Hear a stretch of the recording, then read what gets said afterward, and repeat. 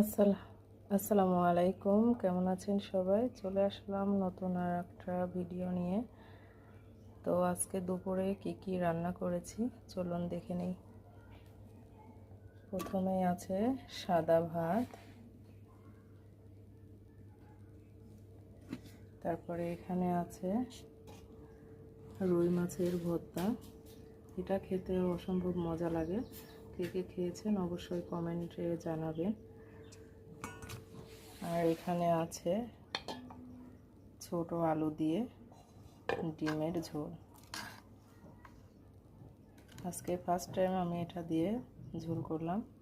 আগে কখনো আমি ছোট আলু দিয়ে রান্না করিনি, আজকেই প্রথম। দেখি খেয়ে কেমন লাগে। তো সবাই দোয়া করবেন, পাশে থাকবেন, চ্যানেলটাকে সাবস্ক্রাইব করে পাশে থাকবেন। সবাই একটু লাইক কমেন্ট শেয়ার করে দিবেন। আল্লাহ হাফেজ।